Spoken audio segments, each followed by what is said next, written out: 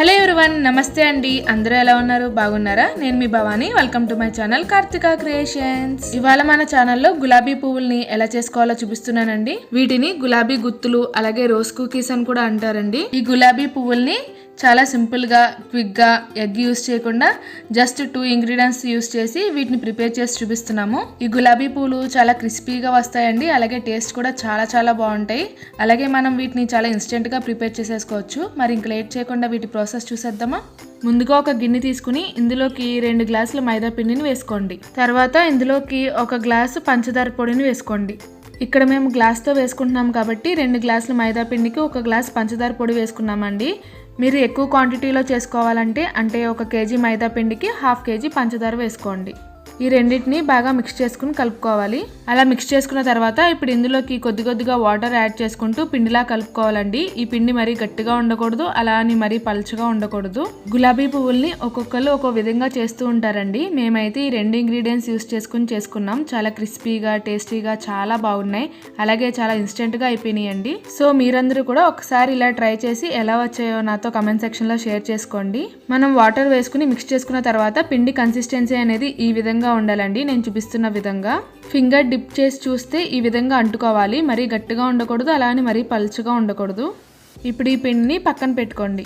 మనం గులాబీ పువ్వులు వేసుకోవాలంటే మనకి మెయిన్గా కావాల్సింది ఈ గులాబీ పువ్వుల గుత్తండి. ఇది బయట షాప్లో ఎక్కడైనా దొరుకుతుంది. అండ్ పక్కది వచ్చేసి గులాబీ పువ్వులు ఆ మౌల్డ్కి అంటుకుంటే కనుక తీసుకునే ఊస. ఇది ఆప్షనల్ అండి. దీని బదులు మీరు ఏదైనా ఫోర్క్ కానీ లేదా అట్లగాడు కానీ యూస్ చేసుకోవచ్చు. ఈ గులాబీ పువ్వుల గుత్తు మనం ముంచుకుని వేసుకోవడానికి వీలుగా ఉండేటట్టు మనం ముందుగా కలుపుకున్నటువంటి పిండిని ఒక చిన్న గిన్నెలోకి తీసుకోండి. ఇప్పుడు స్టవ్ వెలిగించుకుని ఒక బాండీలో డీప్ ఫ్రైకి సరిపడా ఆయిల్ పెట్టుకుని ఆయిల్తో పాటు ఈ గులాబీ పువ్వుల గుత్తును కూడా అందులో పెట్టుకుని 2 వేడవనివ్వాలండి. మనకి కొద్దిసేపటికి ఆయిల్ వేడవుతుంది. అలాగే ఈ గులాబీ పూల గుత్తు కూడా వేడవుతుందండి. అలా వేడైన తర్వాత ఈ గులాబీ పూల గుత్తుని పిండిలో ముంచుకోవాలి. పూర్తిగా ముంచకుండా పైన కొద్దిగా గ్యాప్ వదిలేసి ముంచుకుని ఇప్పుడు ఇది ఆయిల్లో పెట్టుకుని ఒక 1 మినిట్ వదిలేయండి. 1 మినిట్ అయిన తర్వాత ఈ గులాబీ గుత్తుని షేక్ చేసినట్టయితే మనకి గులాబీ పూలు ఈజీగా మౌల్డ్ నుంచి ఊడొచ్చేస్తాయి. ఇలాగే రెండోసారి వేసుకున్నప్పుడు కూడా మళ్ళీ గులాబీ పూల గుత్తుని వేడి చేసుకుని తర్వాత మాత్రమే పిండిలో ముంచుకోవాలండి. పిండిలో డిప్ చేసినప్పుడు కూడా మౌల్డ్ని పూర్తిగా డిప్ చేయకూడదండి. పైన కాస్త గ్యాప్ వదిలేసి మాత్రమే డిప్ చేసుకోవాలి. తర్వాత ఆయిల్లో పెట్టుకుని 1 మినిట్ వదిలేసి ఇలా షేక్ చేసినట్టయితే మన గులాబీ పువ్వులు ఈజీగా ఊడొచ్చేస్తాయి. ఇలా వేసుకుంటున్నప్పుడు గిన్నెలో పిండిని కూడా మధ్యలో స్పూన్తో కలుపుతూ ఉండాలండి. ఆయిల్ వేడయ్యే కొద్దీ ఈ గులాబీ గుత్తులు ఈజీగా ఊడొచ్చేస్తాయండి. మీకు ఈ పువ్వులు ఈజీగా ఊడి రాకపోతే కనుక ఈ ఊసను కానీ లేదంటే ఏదైనా ఫోర్క్ని యూస్ చేసుకుని ఈజీగా తీసేసుకోవచ్చండి. ఈ విధంగా ఆయిల్లోకి సరిపడినన్ని వేసుకున్న తర్వాత వీటిని 2 వైపులా తిప్పుకుంటూ మంచి గోల్డెన్ కలర్ వచ్చేంత వరకు ఫ్రై చేసుకోండి.